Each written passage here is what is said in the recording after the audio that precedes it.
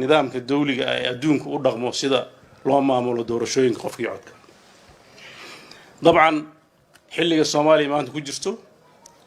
oo dhulka badankiisa ama qaybo badan oo waliba gobolada koonfureed u badan ay al-shabaab haystaan iyada oo deegaano ka mid ah magaalooyinka dadka Soomaaliyeed ay ku dhawaaqeen ama Soomaaliland leedahay waa goosanay iyada oo 30 sano khilaafaad hareeyay iyo is-aamin la'aan jirtay waxa aqliga saliimka ah uu sameeynaya dal kala maqan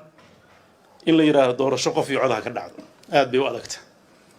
maxaa yeelay doorashada qofkii codka ah waxa saldhig u ah in ay si midaysan uga dhacdo dalka taasna suuragal ma aysan ahayn ma rabo inaan taariikh badan oo doorashooyinka sida la rabay ama danaha laga lahaa in loo maamulo aan dib ugu noqdo laakiin waxaan rabaa inaan ii sheego qayb ka mid ah inay ahayd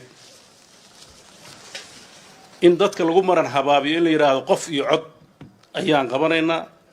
dawlado badan oo dimuqraadiyadda lacag badan ku bixiyana ay u arkayeen in ay tahay achievement khaasatan madaxda markaas ama safiirada dalka u jooga ay u arkayeen inay dawladahoodii u celin karaan inay horumar ka sameeyeen waxyaabihii u joogeen oo ka mid ah xasilinta Soomaaliya iyo nidaamkeeda siyaasadda dhiskeeda runtii arrintaas Puntland si adag ayay uga hortimid iyada oo ku dhisaysa xaqaa'iq sax ah iyo waxyaabaha ay muhiimka tahay in hawshaas la qabto Puntland kaligeed ma ahan Soomaalida xoogeeda iyo isteediyada kale oo arrintaas way ka mideysnaayeen inay sidaas u qabsoomi karin muddo dheer oo arrinta lagu kala aragti duwanaa waxa markii ugu horeysay lagu qabtay shir Dhuusamareeb 1 oo madaxda xubnaha ka dawladda federaalka ay isugu yimaadeen si ay xaaladii jirtay u qiimeeyaan shirkaas gundhigiisu wuxuu ahaa in la helo doorasho la isla ogol yahay ayaa u ahaa aasaas ama base lagu dhisayo doorashada xilligeedana ku dhacda dalkana aan u horseedin qalalaas markii la yimid Dhuusamareeb 2 waxa ka soo qayb galay madaxda dawladda federaalka madaxweynaha iyo ra'iisul wasaaraha xilligaas jiray runtii waxa anaga nagu jirtay yadadiilo waxaan gelinay waqti aad u fara badan khaasatan Puntland inay arrimahaas ay si sax ah u qabsoomaan meelaha khilaafka aadka uga jiray waxa ka mid ahaa Jubbaland caawa maadaama ay xarun cilmi baaris tahay waxaan rabaa waxyaabo badan oo xaqaa'iq oo qarsoonaan jiray inaan ka warramo ay dhici karto dadka qaybtiisa inay ka warqabin dadka qaybtiisa inay dhibsadaan dawladdan federaalka ah ee hadda xilligeedii dhammaaday 2018kii shirkii Baydhabo ay ku galeen waxa ay go'aansadeen in waan ka xumahay laba documentina waa laga saxiixay madaxdii markaa joogtay mid uu yahay nidaamka doorashada dalka midna uu yahay resource sharingka midna uu yahay barnaamij socday oo la yiraahdo security architecture habka ciidanka Soomaaliya loo dhisay documentskaas markay dawladda gacanta ku dhigtay oo sidii ay rabtay ay u draft garaysay waxa u soo baxday inay hesho saaxiibo arrintan la fuliya waxa isla markiiba la go'aamiyay in isbeddelkii soo dhawaa koonfur galbeed isbeddel laga sameeyo saaxiibkay lafta gareen ayaa hadda madax ka ah laakiin waxay ahayd isbeddel dhiig ku daatay waxa ku xigay xaaf oo galmudug ahaa waxa aad la isugu dayay wadada la mid ah waxa baalashi laga rifay gudoomiyihiisii iyo ku xigeenkiisii waxa muddo socday khilaaf aad u adag iyadoo inta taagan tahay waan anigu kursiga looga taliya Puntland lay doortay 26kii January oo ahaa xafladii caleemasaarka waxaan goostay maadaama aan ku soo biiray masraxii siyaasadda aan u jeeday cakirnaanta jirta inaan la imaado waji ay suuragal tahay Soomaalidu in ay mar labaad dib u hadasho oo wixii ka khaldamay ay saxdo oo ay wada saxiixa marto waxaan halka isugu yeernay dhammaan mas'uuliyiintii dalka madaxweynayaashii state-ka markaa jiray madaxweynayaashii hore dalka soo maray prime ministeradii dalka soo maray xildhibaano wasiiro iyo cid walba aan isdhihi karna Soomaaliya wax tarbay ka tahay annagoo curdin ah oo diyaar garow fiican lahayn ayaan dhabarka u ridinay in shirka baaxadda leh baarlamaanka labadiisa aqal madaxdooda halka aan isugu yeerno runtii fursadaas waxaan uga faa'iideynay inaan gogol u dhigno oo aan isku dayno inaan waxyaabihii jirnay xal uga raadino dadkii meeshaas joogay qaybtood maanta Puntland bay ku sugan tahay oo waxa kamid ah madaxweynayaashii hore Cabdiraxmaan Farool aan ka xasuustaa dadkii intiisa kale inay maqan yihiin baa dhici karta inta kalena way maqlaysaa goob jooga ka ahayd runtii fursad qaali ah oo madaxdii markaas waliba fartu ku godnayd ee Jubbaland iyo Galmudug ahaa ee si garnaqsi leh madaxweynaha ugu soo bandhigeen waxa khaldamay iyo waxa la doonay in la saxo nasiib wanaag dadkii kulankaas fadhiyay ayaa gaarkood u barqaanti kici doona madaxweynihii wadadii laga rabay inuu furo wada hadal nabadeed iyo inuu tanaasulaad sameeyo waxa uu qaatay wada taa ka duwan oo aan xal keenin markii la ismari waayay waxaan codsanay inaan lagu kala tagin laakiin ballan lagu kala tago oo bisha saddexaad ee sanadkaas shir kale la isugu yimaado magaalada Garowe si waxyaabaha mudmadowga ee jira ee loo dhameystiro nasiib wanaag shirkaasi bisha saddexaad ma qabsoomin aragtidii ahayd in wada hadal loo sameeyo la sameeyo darteed wuxuu ku soo islaaday bishii shanaad in halka uu ka qabsoomo isagoo ku dhamaaday fashal taariikhdaas waxaan u raacayaa in la fahmo waxa maanta meesha yaallo shirkii dhuusamareeb haddaan ku soo noqdo labo khilaafkaas oo baaxadiisu ay kordhay aan ka sheekaynayo hore waxaa lagu guulaystay in uu ka baxo madaxweyne xaaf xilkii ay timaado doorasho iyadana dhiig ku daatay waxaa la isku dayay Jubbaland in isbedel waliba xogtu sida ay sheegayso wax ma qarsoonee la rabay ciidamo aan Soomaali ahayn ka qayb qaadanayaan in lagu bedelo mowqifka Puntland aad buu caddaa markii ay fashilantay arrintaas waxaa la isku dayay Jubbaland in la kala jaro oo gobolka Gada laga jaro oo ciidamadii aan dib ugu soo noqon doono qaranka loo adeegsado inay iyagu noqdaan kuwa fulinaya ajandahaas kala qaybinta state-ka Jubbaland shirkii dhuusamareeb 2 wuxuu ahaa kulankii ugu horeeyay oo marka laga tago May 2019 madaxweyne Axmed Madoobe iyo madaxweyne Farmaajo ku dhaxmara halka iyo anigaba si live ah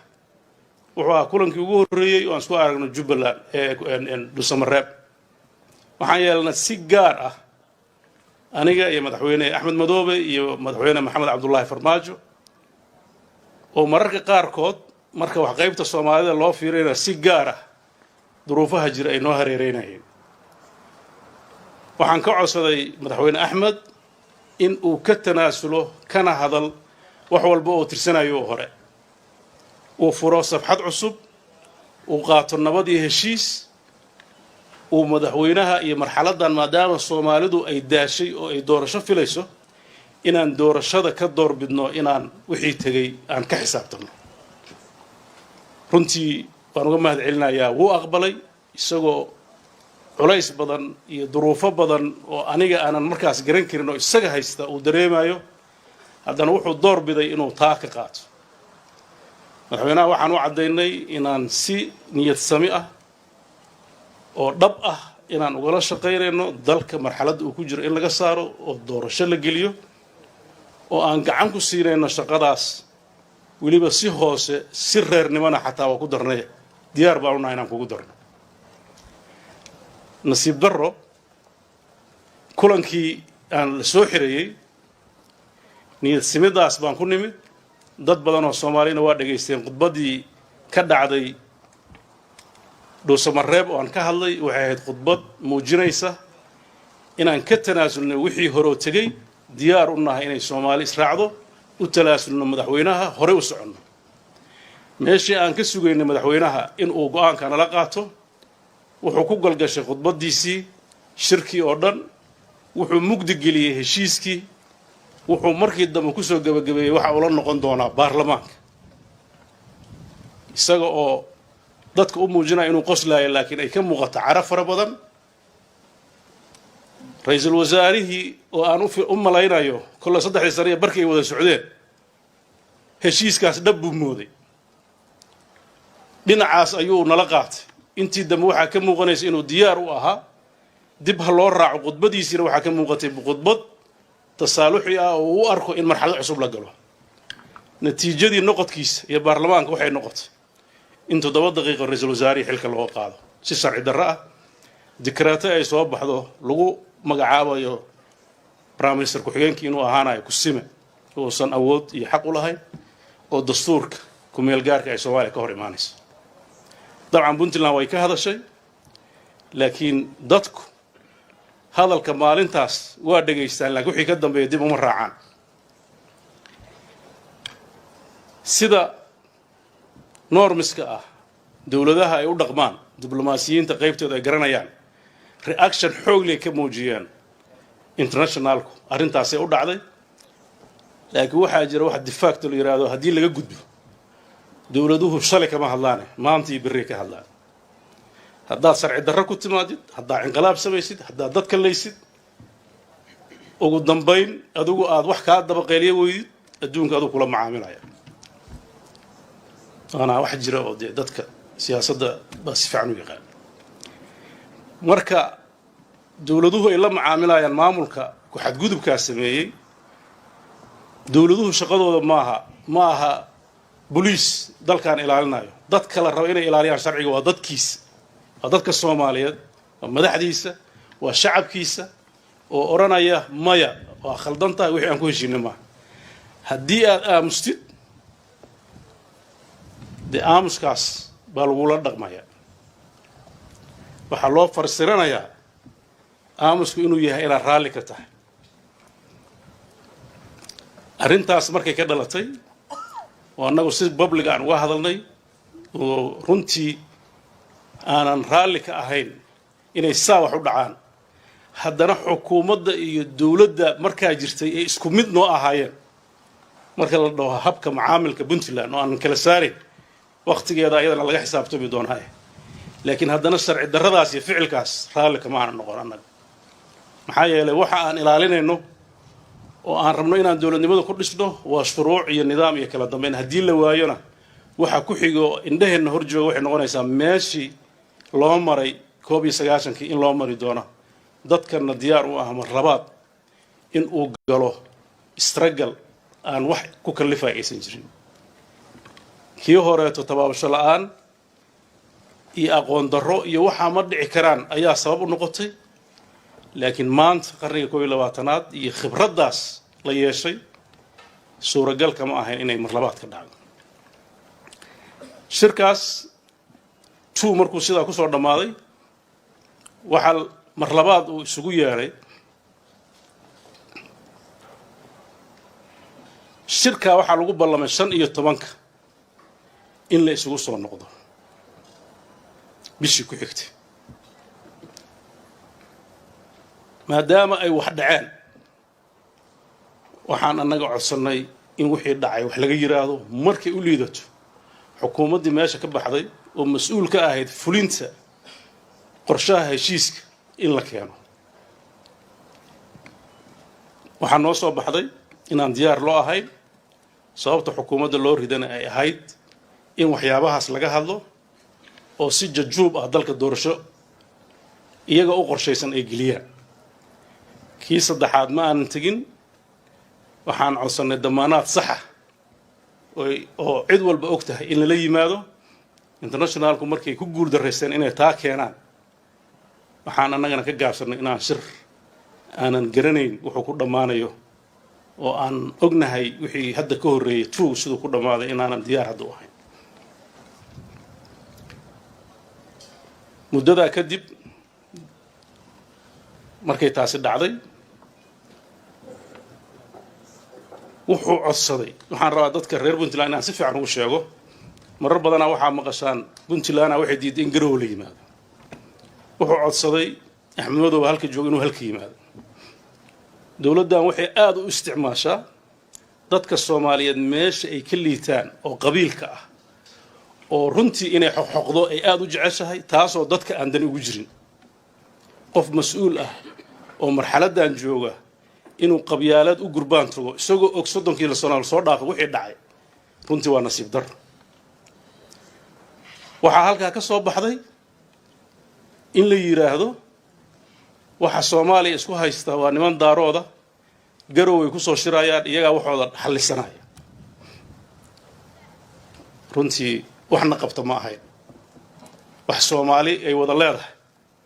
in la yiraahdo annaga kaligiina ka wada hadlayna maxaa yeelay dabinkaas mar hore wuxuu nagu geliyay dhuusamareeb markaan joogno saddexdan kaliya nala faqay annagoo moodeyna inaan xal u helino marka aad maray dagaal mar labaad waa dhacasnimo yeelata waxaan codsannay meel madal ah oo la joogo inay noqoto inay muqdisho noqoto waxa uu mar walba muqdisho u diidaa waad ogtihiinoo waa meel dadkii qadiyaddan ay wada khusaysay dhan ay goobjoog ku yihiin waxaan niri waa inay muqdisho u noqdaan dabcan internationalka oo mar walba garwadeenka ah waxay u arkeen logic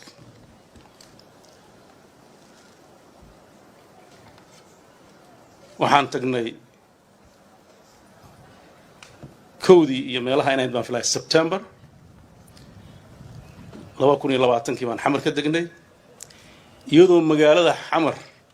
iyo dadka deegaanka jooga ay qarka u saarantaa inay qarxdo iyagoo fahmay dawladda tan inay doorasho rabin ay rabto inay ku darsato oo si xoog iyo jajoob ay ku joogto magaalada oo dhan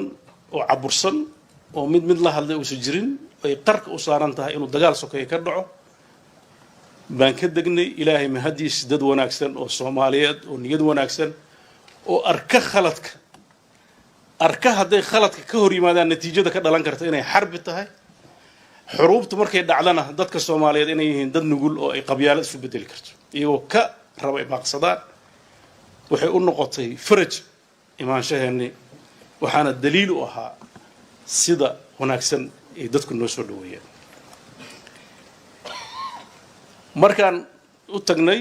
wuxuu yiri waxaan rabaa labadiina maadaama igu diideen garowe saddexdan kaliya shireen nimankii kale oo saaxiibadan ahayna wuxuu yiri ha imaanina xamar maxamed banaankeeda jira anu inta hal ka tagin waa la hadlay waxaan qorqor baan la hadlay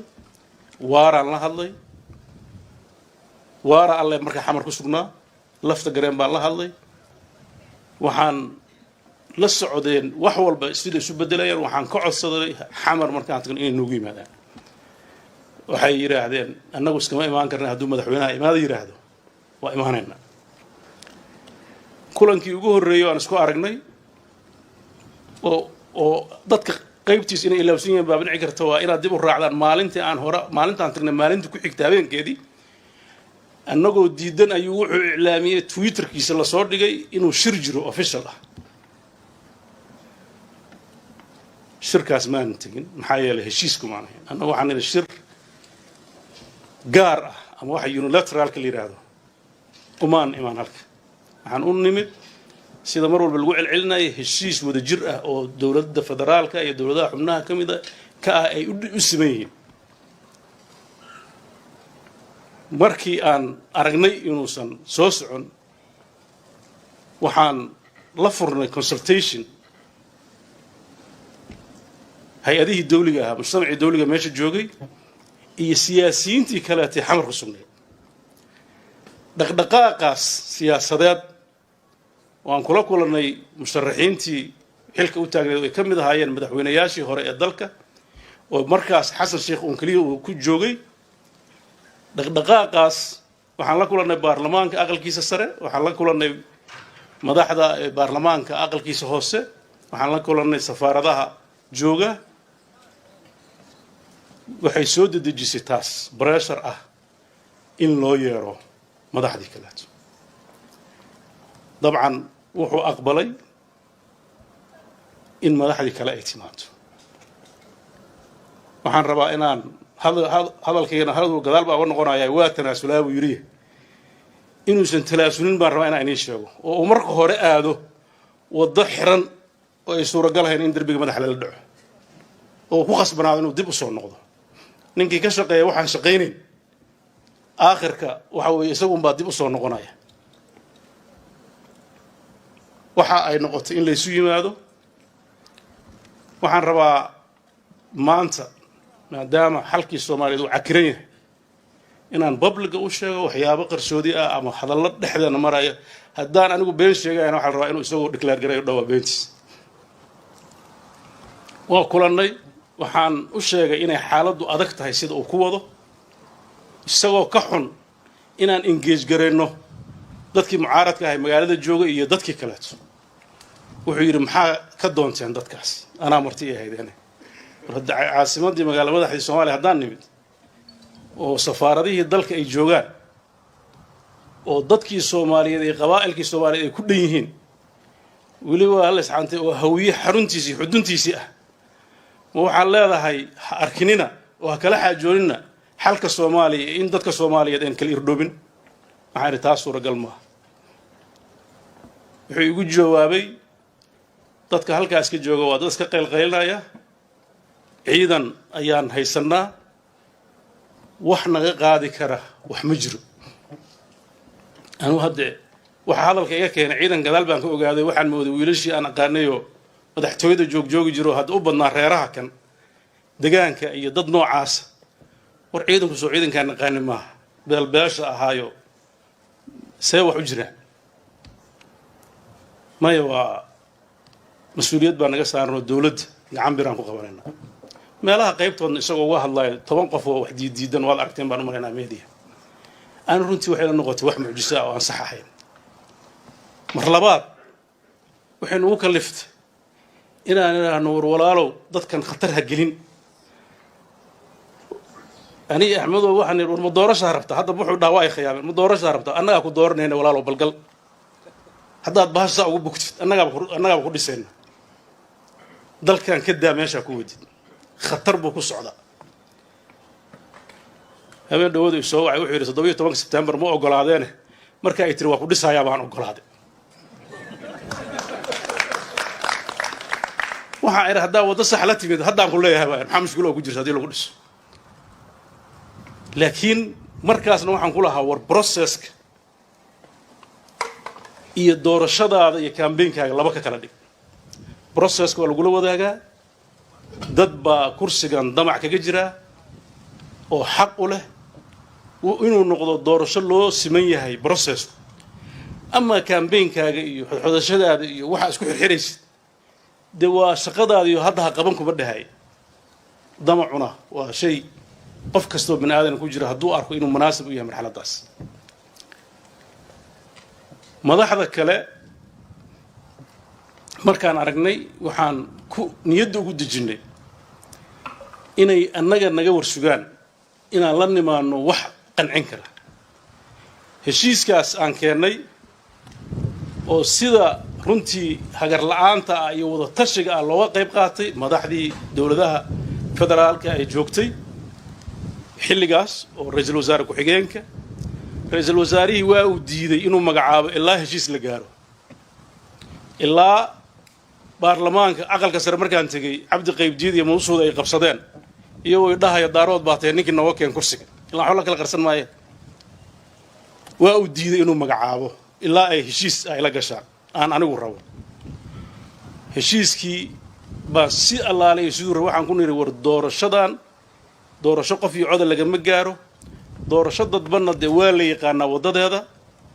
waxa uu ku dhigay in wax laga bedbedelo maxaa rabtaa inaad ka bedeshaan marka wuxuu yiri waxaan ka rabaa ugu yaraan in laba meelood laga dhigo isagoo ula jeedo in gado doorasho lagu qabto waan axmedow ku haleyn karin Ismaaciil waxaan irahayaha loo yeelo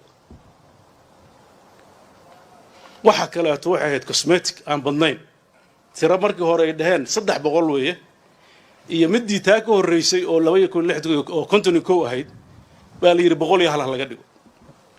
inta kale doorashadu waa doorashadii 2006 iyo hanaankii lagu galay 16 inta markii si la isugu raaco waxaan kala shaawurnay madaxdii iyagana doonaysay doorashada oo qodob aad ugu deganaayeen ah in xisbiyo lagu galo ayaan waxaan niri hadaa xisbiyo idinkuna aadaan xisbiyo doorashada dad isba galayso xisbiyadu waxay imaan doontaa markii doorasho toos ah la aado idinkuna ka tanaasula negotiationkaas inta badan aniga galay dhinacyada u kala dab qaaday heshiis dawladii xubnaha ka ahaa iyo dadkii dawladnimada rajada ka qabay xukunka iyo cid walba iyo internationalki aan la wadaageen oo la isla qaatay buu ahaa qodbadiisi baarlamaanka wuxuu yiri Saciid baa qorqortay iyadana waa nasiib darro kale bahashii hal bil aan u fadhinay xamar si loo sharciyeeyo madaxweynaha iyo Cabdi Xaashi isma salaam jirin ismana arki jirin mana ogoleen inay labada aqal isu yimaadaan waxaan ka codsaday inaan shaqadaas qabto waxaan ugu tagay Cabdi Xaashi gurigiisa isaga iyo labadiisa ku xigeen waxaan ka codsaday wax kastoo jiro hore inay liqaan maanta Soomaali u hiiliyaan heshiiskan ay wax ka ansixiyaan labada aqal oo isdiidanaana ay is ogolaadaan mursal baan la hadlay waa isla qaateen بعد شدة وتعب وحالك كسر بعد نية سمان ضد كسومالية دردن إيوه على الفرنان كل ما ذا جارك أنا يالني السجود دريمة ينان أنجو ليش الدوانو وحيلو ذا حقه وأركه ضل كان إني سهلنتها إنه دو مرات كسر نقطة وهيست عيدا يلعب يحقق ودنينا وميلو البوجوه ويكون جرت بنتلا waxaan ku eray xirfad iyo xeeladaada hadda adeegsanaysa waa hawl adag ku taal laakiin processkaas uu naga khaldamay hadda intaad processkaas martid xeeladaada iyo xoogaaga ana xoog kulama talinaaye aad wax ku qaadaysa ani ilama aha inaan Soomaali xoog u qaadaysa garashadayda laakiin wixii xaalad ah anigu hadda kuguma haysto waa ku furanta mar allaale markaan shirkii ka tagnay oo gudiyadii la magacaabay ayaa horta xaaladii la sheegay soo baxday gudiyadii la magacaabaa waxa ka soo baxay qaylo waxa kale oo ka soo baxay gado ayaantii markaan tagnay 2 maalmood ka bacdi ciidan kale hor loo diro waxa ka soo baxday niyad xumo ah heshiisku inuu ahaa wax la iska madmadoobeeyay maxaa yeelay hadduu heshiiska dareenayo Saciid baa iska qorqortay ma dheheen heshiisku warqad la iska saxiixay oo marxaladda looga gudbaayo un baahay kriteeriyadii lagu heshiiyey habkii dadka loo xuli lahaa wixii oo dhan buu hareer maray markii aan kala hadlanay oo nir warsidatan wax laga bedelo wuxuu diiday in la isu yimaado wuxuu yiri heshiiskii waa dhacay 8 qof soo dirsada annaga niyad wanaagii markii ugu horeysay afartii ugu horeysay waan magacaabay afartii markii la magacaabay oo qayladii ay badatay oo dadkii musharaxiinta ay annaga naftirkeena nagu eedeeyeen inaan u daaroodaynay oo ninkii hoosta wax kala heshiinay oo wixii aan u sheegaynay oo ah process sax aan khiyaanay oo gudiyada soo baxay ee noqdeen niisa iyo maxaa la yiraahdaa iyo xoogag wadaniin iyo wax kale oo aan garanayn runtii annaga waxay nagu noqotay xaajo inaan ka jawaabnay aad u adagta waxaan rabaa inaan inii sheego kulanka la hadalka isniinta aan samayn jiray waxaan u joojiyey wax badan oo fool xun oo dadka niyadiisa xumeynaya inaan sheegaan aad u diidana oo aan ogahay si u dhacaan maxaa yeelay nin weyn haddaa meel soo istaagto xaqiiqada ka hadasha ama inaad ka aamusatid waxa socday wuxuu damiirku isiin waayey sida waayadan dambe la caadaystay ee ah in wasiilada la gaaro keliya oo bulsho vulnerable ah oo iyada dhan u baahan in la dhiso loo danqado aan laga fakarayne xukun aan la rabin in bulsho loogu shaqeeyo sababta loogu orday ilaa hadda wax aan fahmi lahay ka mid tahay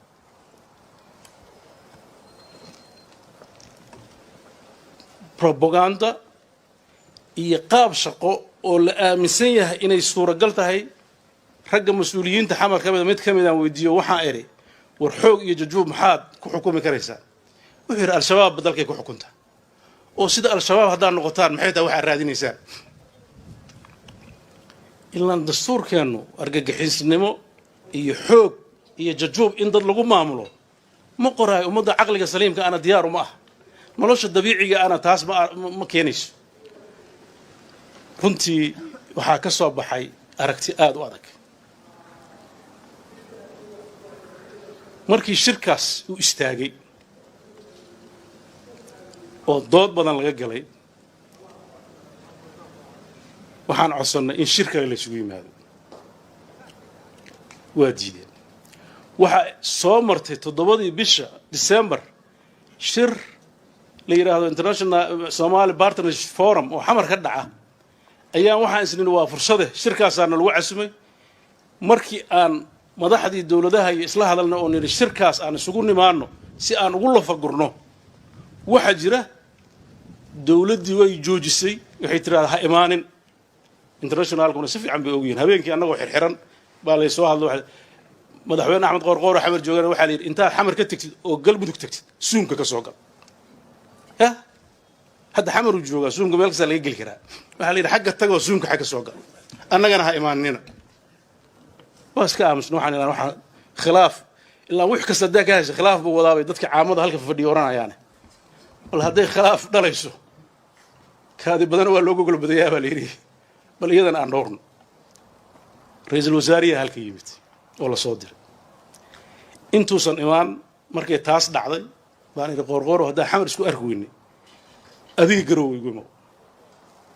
madaxdu ay maqlaysaa been haddaan ka sheegay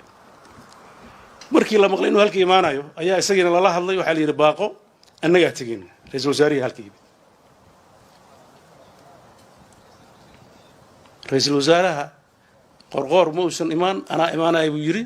isaguna ha baaqdo halka markuu yimaadana habeenkii ugu horeysay wuxuu yiraahdaa 8 qof aan rabaa inaan ka qaato oo diyaaradda la raaco wax kale ma ka hadlaysaa maya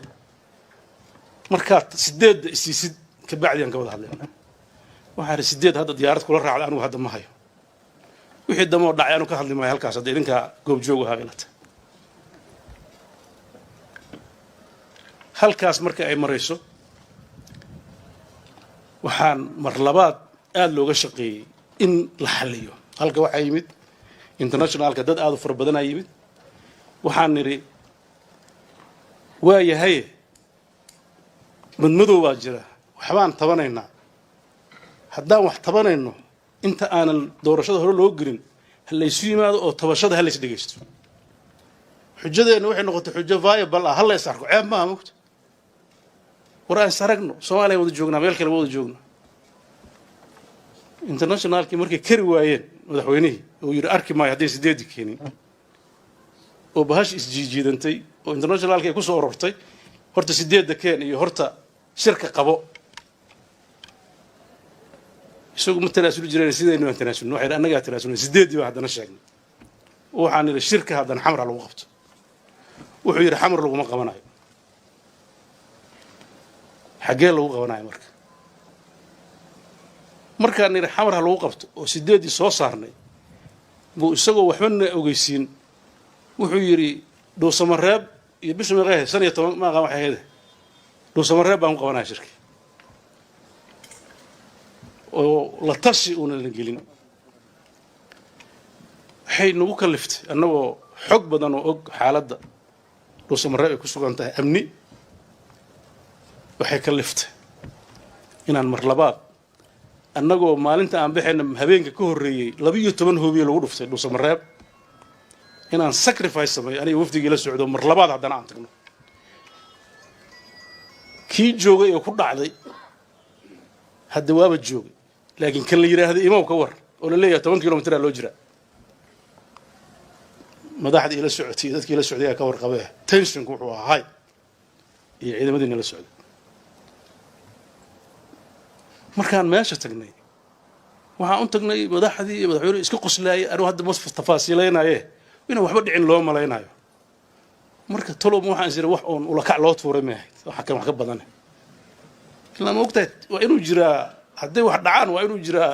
tension security iyo diyaar garow لأن ساعدة كمان هذا كيلا السعودية كورة ما يدو مرة كاركود وعلى classification وعلى شيء صدق صار كتير لكن السؤال هذا أنا ويك بعدين عشان we can't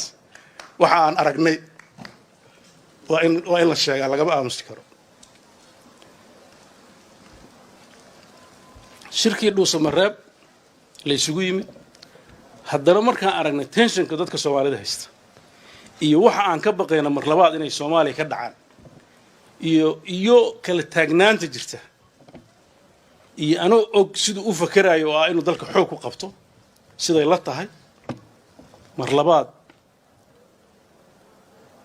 waxaan goostay mar haddaan imid issueski kala waa iska dhignay 3 issue lagu soo reebay 3da issue inaan kala soo noqon iyadoon xal laga gaarin labada issue laba kamid ah dadkii ka tabanayay xamar bay joogaan in laga xajooday waa u diiday waxa ay hadii dadka kala diideen kaliya uma doodi kartid waxaan rabaa inaan wax yar dib u celiyo halkaas waxaad ogtihiin halka waxaan ku qabanay heritage oo xilligaas in anaga hoosti garayno runtii markii ugu horreysay Soomaaliya lagu qabtan ay tahay عددك dadka imaan kara Soomaaliya markii la madaxda Soomaaliya imaanaysan aan garan karo culayska ay la imaan karto waxaan ka doorbiday inay halkaas fursad ku jirto dadka Soomaaliya isku arki karaan mar labaad wixii khaldamay lagu sixi karo aysan ka duwanayn go'aankii aan qaadanay 26 January 2019 runtii waxaan dawlad ahaan mishinada awoodda dawladda leedahay dhan u jihaynay in shirkaas uu qabsoomo muddo yar waliba iyagu nagu wargeliyay sidii la rabay inuu qabsoomo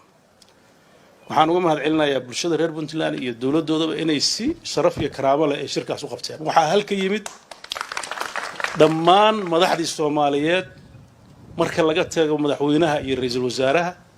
iyo dhowr qof oo cudurdaar ku maqnaa labada state kamida waxay noqotay fursad lagu wada hadlo waxaan qirayaa maanta madaxda halka timidna ay qiraysaa nimanka madaxweynayaasha hore ahaa iyo ra'iisul wasaarihii hore iyo musharaxiintu in ay muujiyeen dabacsanaan iyo inay muujiyeen wax walba oo jira in la xalliyo inay diyaar u yihiin waxaan halka ka dhacay shirarka caadiga ah marka laga tago iyo gaargaarka ah shir ay isugu yimaadeen dadkii dawladda matalayay oo ahaa 3 maamul goboleed prime minister ku-xigeenka iyo labada speaker iyo madaxdii u tartamaysay xilka madaxweynenimada waxaana weheliyay madaxweyne Cabdiraxmaan Faroole intaas waxay gar dhigteen inay u baahan yihiin maadaama si doorasho u galaan inay helaan process furan tala kuma haysano walow aan jeclaan lahayn inaan ka qayb galno laakiin kuma haysano waxaan rabnaa qodobada mugdiga iyo shirkiga naga jira in laga shaafiyo shirki labaad wuxuu ahaa intii dawladda matalaysa gaar isugu nimid waxaa noo muuqata inay gar tahay doodoodu inaan ka jawaabno waxaa soo baxday jawaabta annaga aan siino inay kaafi ku ahayn iyadoo ay 3 maamul dawladihii xubnaha ka joogaan labadii speaker joogto ra'iisul wasaare ku-xigeenkii joogo waxaa halkaa ka soo baxday inaysan ilaa Maxamed Cabdullaahi Farmaajo la soo qanciyo maahan inay tala kala jireen waxaan halka ka dirnay speakerka aqalka hoose ra'iisul wasaare ku-xigeenka iyo madaxweyne qoorqoor inay tala ka keenaan xaggu ugu tegey meeshaan tala ka sugaynay madaxda halka waxay joogeen wax laba way ku dhow inna shirkaas socday inna hawshaasi u joogeen ergada markii la dirana waxay dhaheen inta ergada noo imaanayso waa sugaynaa culayska ay leedahay la garan karo in annagana noo leedahay iyagana u leedahay in laba wiig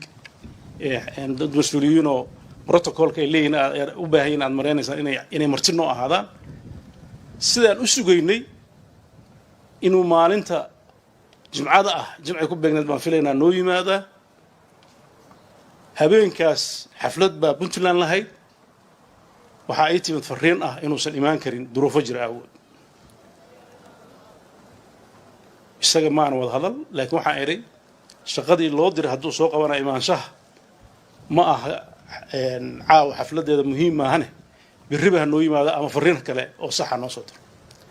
isla habeenkii markaan shir ka soo baxnay waxaa la qabtay press conference lagu caddaynayo in doorasho la aaday dalkii meeshaan sugaynay jawaab shirka markaan ka soo baxnay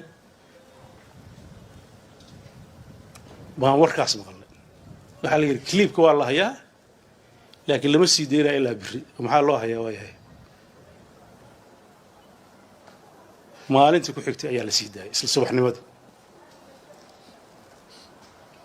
in dalkii doorasho aaday meeshaan talada sugaynay farsamooyinka doorashada dal ka socda horta saasay u ekaya markay taas dhacday ayaa inaysa soconayn la arkay ayaa shirka dhuusamareeb dhashay laakiin ku talagalku wuxuu ahaa waxaa la yidhi labadaasna ha iska maqnaadaan saddexda kalaa la qabanayaa iyagaa imaan doona hadday imaan waayaanna war ma hayaan xoogaa lagu keena wararka aan helayn weli annaga rayaan u haysanaa waxaa waddanka ka socda shirkii dhuusamareeb baa yimid ku noqon maayo waa aniga ka sheekeeyey markii gada la soo gaaray ayuu dhaqaaqi waaya shirkii guddiya aan kala saaray madaxweynaha u tigaani gada maxaa ka rabtaa iisha oon kaala shaqeeya markaan maalin iyo ziyaado nerfiska ahay waxaan qabta garan waayo aan arkay hadda inaan cid kale u maqana aysan jirin ayaan waxaan goostay inaan si sacrifice arrintaa uga shaqeeyo waxaan idhi gado waxaa ka rabjid iisha waxaa soo baxday in uu gado inuu isaga maamulo ay rabto waxaan idhi waayahay adiga maamul laakiin formalo horta waxaan idhi gado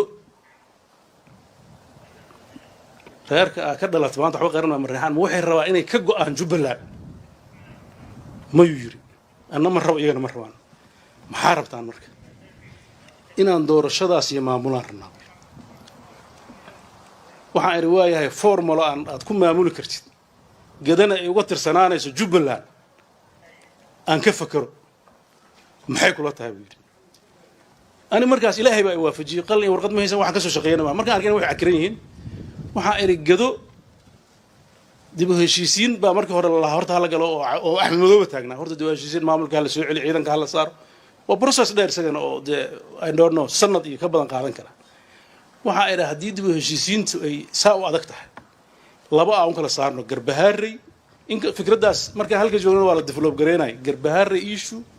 iyo gado issue waxaan idhi maamul gobol marka cidda hawshaas fulinaysaa awal la ogeyn waxaan idhi maamul goboleedyada hadday hawshaas fuliyaan oo iyagu intay u diraan guddi dib u heshiisiinta bilaabaan lana kaashadaan cid kasta oo ay khusayso oo aysan ku jirin maamulada ay ku jireen jubbaland ay ku jirin arrintaa ka waran waxaan qaadanaynaa baan idhi qorshe ah in dib u heshiisiin guud la furo lagana bilaabo garbahaarey maadaama doorashadii socoto oo garbahaareyna aysan ka dib dhici karin doorashada kaleeto caqabad noqonayso waxaan idhi muddo bil ah garbahaarey waa lagu dhammayn karaa si loogu dhammeeyo maayarka hadda jooga guddoomiyaha degmada hadda joogana waa laga qaaday kii hore axmedoo laga tuuray oo intii la xirxiray oo waliba Etoobiyaanku xirxireen ay ka tuureenna isna lama soo celin Axmed Nuux taagaa ka hal soo celiyo iskaas sharciga iyaguna kan wada labadaba ha laga qaado mid community-ga isku raacsiin intee keenaan guddigaas ha u dhiibaan warqadda marka ha soo qorto Jubbaland oo sidaa sharci ku noqdo marka hore waa la fiicnaatay waayahay buu yiri waxaan shaqadaas ma ku shaqeeyaayo raalli ma ka tahay buu yiri curfi Soomaaliyeed baan raacay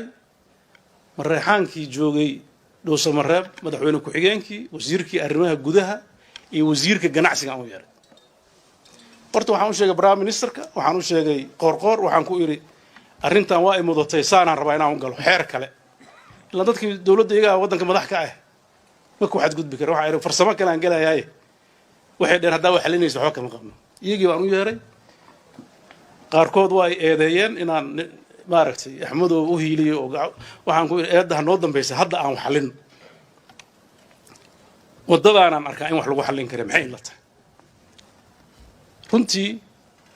raggu aba ku kala qaybsanaadeen laakiin si unanimous wuxuu yiraahdeen waa ra'yi fiican waana kula qaadan waxaan in ila qaadateen madaxweynaha uu tago u sheegay ana ballanta xataa soo qabtay waxaan madaxweynaha inaan iyaga arkayna u sheegay iyagana arag maayo inta kuma ekaane waxaan la hadlay Cabdirashiid Janan oo jooga bolad xaawo waxaan ku yiri waxa aad raadinaysid waa degaankii maamulkiina xukumayeen oo xoogni laga saaray waa ogahay laakiin waxa ka maqan hadaa xoog ku soo ceysan kartidna waa wax la gartay hadaa xoog ku ceysan karna xaalad waa lagu ceysaday niyo bahasha siyaasad baan ku dhuganaynaay ciidamadan iyo waxa kan dad inay naga dhintaan muhiim ah inay ka daayay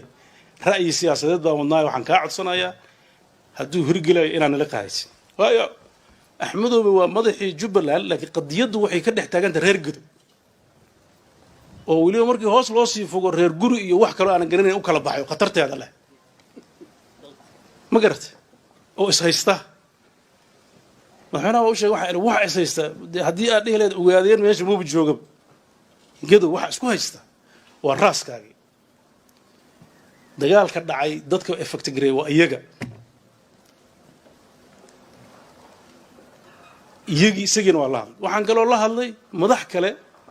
oo Axmedoobe la socotay oo fartaa ka mid yahay iyo wasiiro iyo gobornarkii Gado Axmedoobe oo dowladda Jubbaland u ah oo meesha jooga kulligood waxaan ku qanciyay inay arrintaas qaataan markii isagu aqbalay waxaan u tagay Axmedoobe waxaan ku iri wixii badnaa oo sheegi jirtay oo carada ka muuqatay iyo adiga raggaaga inaan liqdaan raba tan inaan la qaadataan anoo kiligay aniga iyo wasiirka arrimaha gudaha ee Puntland baa wada tagnay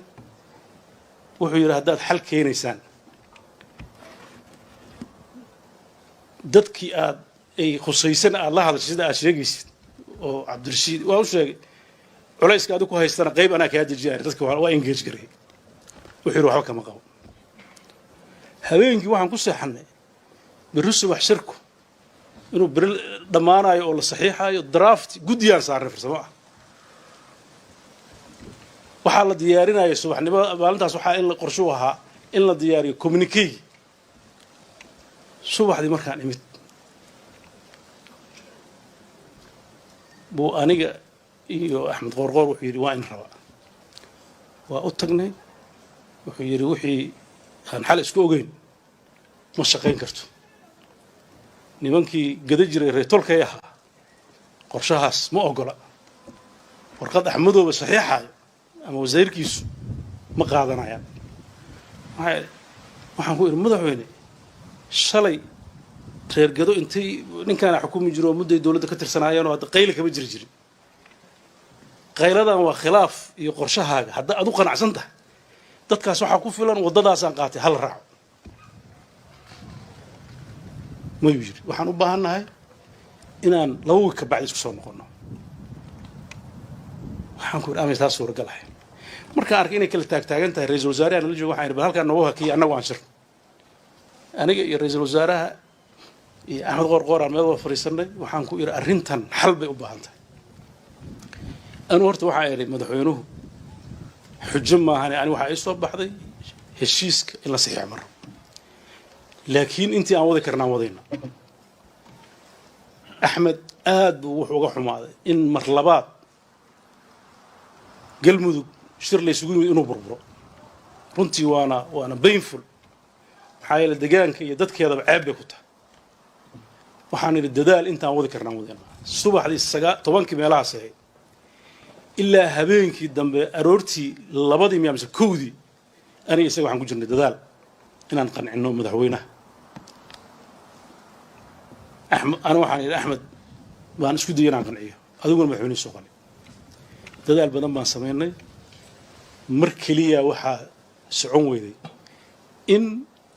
guddigu uu magacaabo oo ay Jubbaland magacaabin ama dawladda ay magacaabo ma wax kale ma jiraan wiil Axmed oo shirkaas intuu nerves ku noqday wiil war iska kayf fasaxadii ninkii loo talinayaa aan hayo maanta ninka isku wareegay meeshan oo ku caajisay meediyaha waad aragtay maamulada shirku ka carooday baa la yiri ma aysan jirin waxa dheeraad time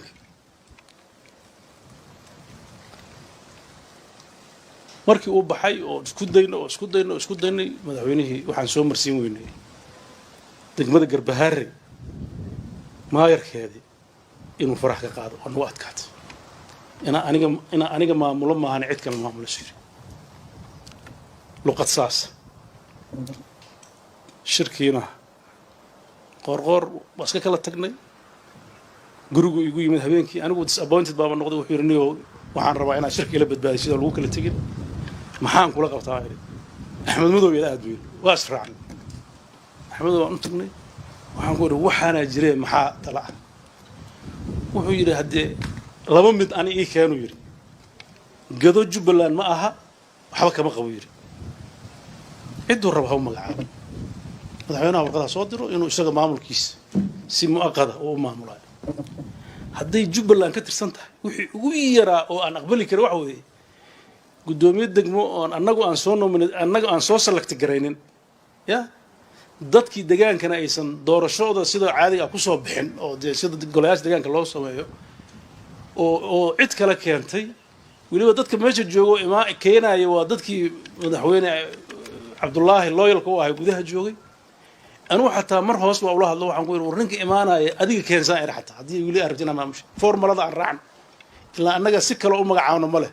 dawladda dhaxaama magacaawdana ceeb bay ku tahay oo nidaamkii federalismka meesha ka baxay guddi aan dirnayna sharci uma haysto inuu magacaabo waxa u baahanahay inaad arintaa saa laga daayo habeenkii marka Axmed kan nimid oo nimankii kalena nagu daaleen waliba madaxweynaha Hirshabeelle iyo gudoomiyaha gobolka Banaadir waxa uu madaxan celinaya dulqaadka ay muujiyeen meeshiiba inay shaqahiina soo baxdo maxaa yeelay niman daarooda iyo nin marti loo yahay ba ordaay gada kaliya si wax leeyahay horta dalka la rabo leeyahay hal la xaliyo dadka ay sheegayaan Garbaharre xalin weyn ina ogaataan raba wuxuu yiri waa tagay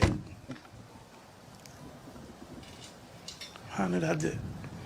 madaxweynaha yiri waa tagay anagu farq kuma dhigi karnaa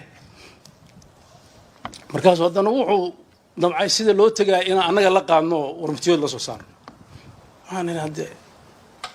waxaan dhahnaa anaga ma garanayno inaan ku eedeynana ma rabno oo dhaano isaga diid marka waxaad tiraahdaa wada hadal socda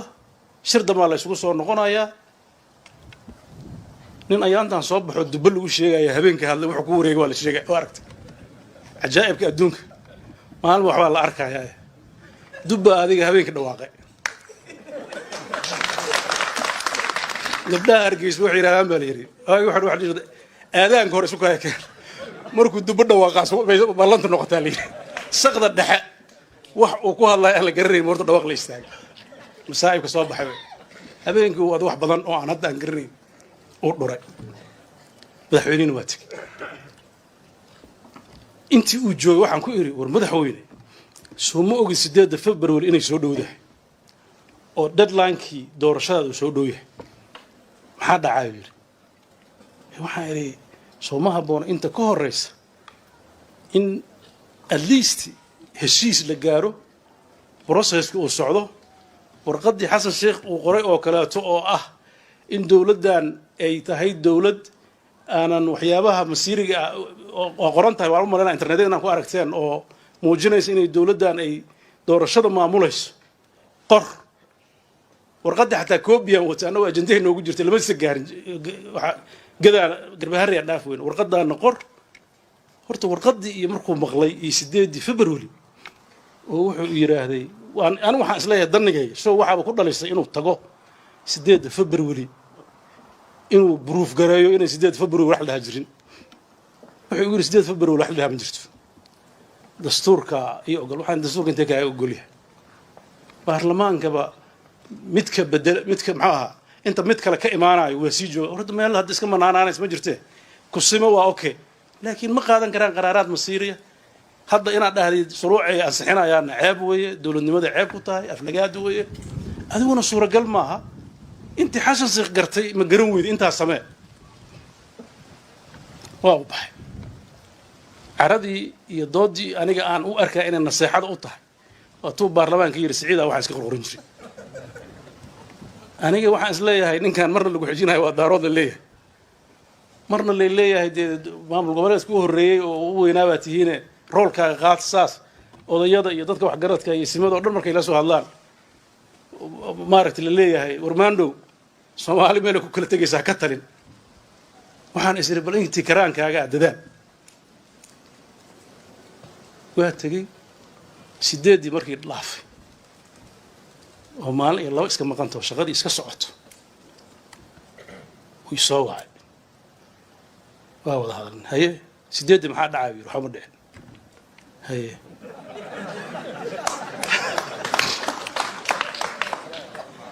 sideed waa u jeedaa inay waxba dhicina ama nimanka ragga hurdaano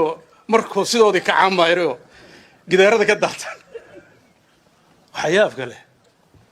habeenkii dhow markii waxa dhaceen shalay baan soo wacay wuxuu dhihi waxa tirimo yiri nimanka haween gidaarada ka soo laabay wax soo daatay ma aragtay yiri waxa yiri ma arag ciidamadan oo dabaabaadka wadana ma ogeynay horta gorgorkan la sheegay anigu waxaan ku maqlay maalin la yiri galmudug la keenay oo dagaal ka socday gada in la geeyana waa maqlay goobta saddexaad ay ka dagaalameen waxay noqotay daljirka daahsoon horta inaan saas inaan u kood gareysaan aan rabaa haramcad iyo gorgor meel kale ay ka dagaalamaan male aniga waa research garay waxaan ciidanka intee la egyahay waxa la sheegay ciidamada turkidu tababaray iyo kuwa waxa la isku dardaro ciidan hadda aniga aan sheegay dad ka nixinayo tiro badan oo dabaabaad wata hadda hal maalin shabaabka ma aadin wadada afgooy iyo xamar isku xirto waa xiranta hurwaa lama tagi karo war gorgorkan hadday dadka wax u qabanayaan jidadka maxay u furi waayeen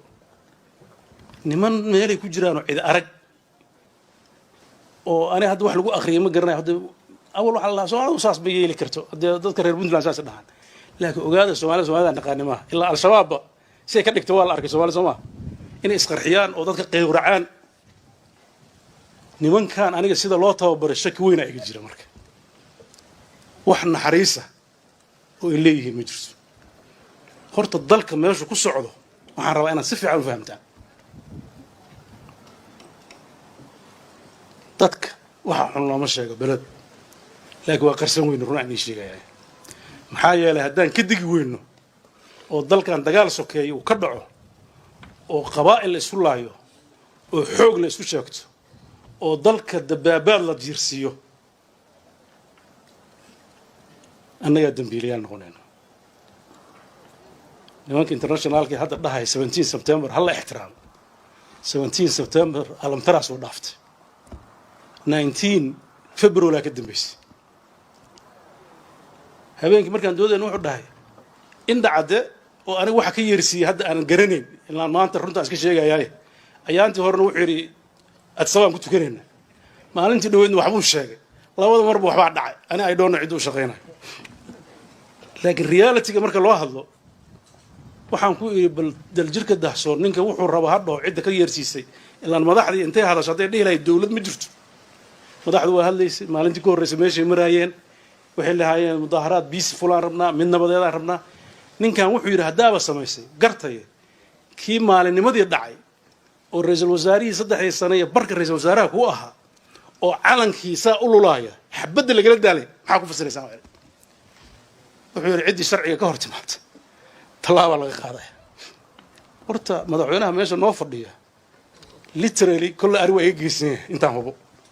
laakiin geesnimadaas tii la rabay miyaa mid kale miyaa idinka ka jawaabi doona maxaa yeelay geesigu waa midka xaqana ka hadla xumaantana dadka gacanta ka qabta maaha nin ku dhiirada wax cirib dameedkeeda uusan garanayn runta markaa inay sheego waxa hadda xamar ka socda waxaan ka baqayaa inuu dagaal sokeeyo oo hor leh iyo qax hor leh dadku waxaan hadalkay ku soo gabagabeynaya ka codsanaya dadka reer Muqdisho iyo madaxdooda inay intii ka fogaan karaan in la geliyo dagaal inay ka fogaadaan godinyaha ima goysan haddaan gobolkay kugu jirin baa la yiriyo madaxweynaha kuwa deegaankiina garab taagan oo falsafadaas la qaba oo inay dalka xoog ku xukumaan raba dadka qabyaalada ha u kala saarinina dad mararka qaarkood caadifadu qaadaysa arkaya dadaalka aan ku bixinay inuu dagaal dhicin oo dadku waxay heshiis ku yahay ku dhaco oo khatar kasta u wajahnay waad garanaysaa mararka qaarkood meelaha aan tagayno runtii walwalka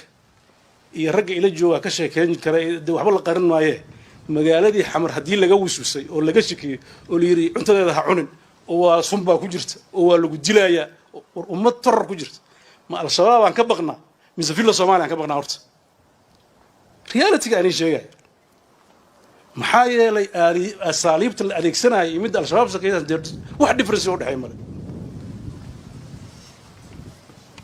maalin walba waxaan ku jirnaa trap dadka Soomaaliyeed oo dhanna waxa la geeyay inaysan hadli karin ninka madaxweynihii magacaabay inuu ra'iisul wasaare noqdo oo fursad u siiyay inuu dalka Soomaaliya madax ka noqdo oo Sheekh Shariif ahaa ee madaxweynihii xilka ku wareejiyay ka horeeyay xurmada u qoori waayay oo marna diyaaradda u diiday inay ku aadaan Kismaayo marna iyagoo beledweyne aadi rabay laga hor istaagay maantana iyagoo hotel jooga lagu xabadeeyay ra'iisul wasaarihii u shaqeyn ayaa dhaxas waxa dhigi jiray ra'iisul wasaaruhu muxuu u hadlay ayaa wixii jira u sheegi waay soo waa nin malaha og nimanka waxay yihiin ilaa nin ya waa dhigi jiray muu wax cadeeyo alku markuu yimid ragga kale waxay leeyihiin muu hadlo warninkaas ka daayay marka waxbaa jireen sababtoo haddaanan wax ilaahay waxaan xishoonin haddii ilaahay kugu xiriiriyo khatarteeda leedahay runtii waxa Soomaaliya ka socda wax laga aamusi karo maaha waxa ay ku socotaa dalkan meel halis ku jira waxaan ugu baaqayaa shacabka Soomaaliyeed si midaysan iyagoo iskala saarin dictatoriyad inay ka hor yimaadaan iyagoo si midaysan oo qabiil isku kala saarin inay sharciga ilaaliyaan iyagoo midaysan waxay heshiis ku yihiin oo doorasho inay galaan wax nin leeyahay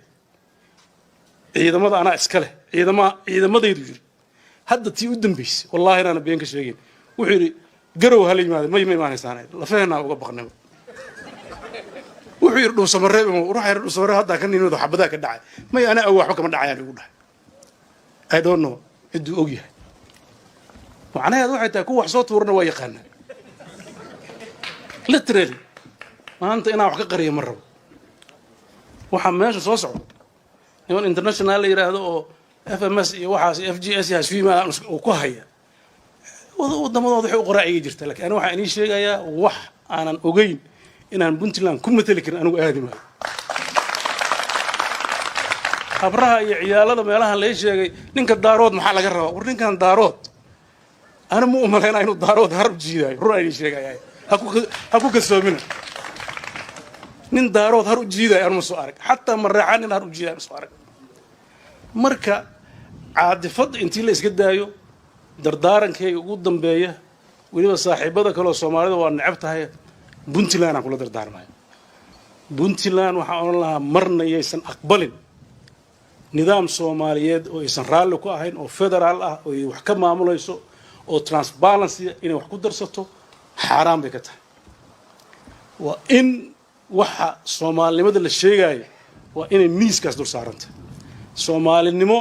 lagu orkacsanayo hadhowna kuwa ugu qaylada badan ba ugu balanbala badan hadhowna aan la wadi karin dadka masaakiinta ee la siray ee meediyaha iyo dadka loo soo dirdiray iyo lacagaha loo qeybiyey ku siray iyo niman xoog wadaniyiin la dhaho habeenkii habraha u guda dadka waaweyn wax garadka lama hadlaan caruurta iyo habra aan warhayn oo TV-ga iyo aan fiirsan waxaas u sheekayaan dadkiina mas'uuliyiintu halka jooga waxaan ii sheegayaa dadkiina waa nila gacan dhaaf hadda aamus lahaydeen oo nila kaxaysan lahaa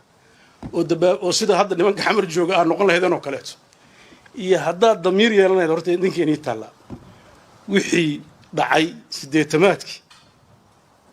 hadday soo noqdaan waa waxaan anagu isbadnay waxaan u dirayaa fariin ah adkaynta Puntland midnimadeeda iyo dhulkeeda inay tahay arrin lama taabtaana raadinta Soomaali federaal oo mid ahna in loo saciyo ilaa ay ka imaanaysana la sabro haadaan in lagu dhacaano ku talinay Soomaali aan jecelnahay haadaha lagu dhaco ku talinay waxa la rabaa ilaa wax cad oo la yaqaan oo wixii qornaal ixtiraam ay yimaadaan waxaan qabaa xoogga waxa saartaan Puntland iyo jiritaankeeda inaalisa wa salaamantiin wa salaamu calaykum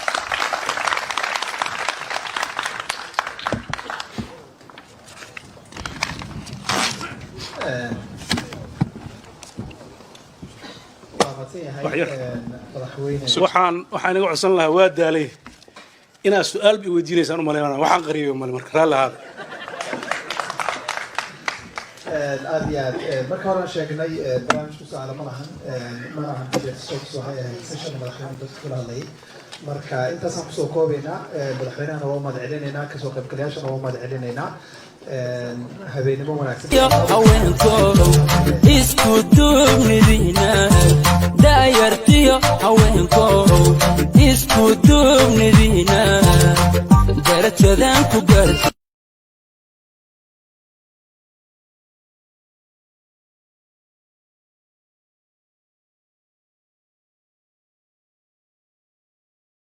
isku duubnidina darajadan ku gaar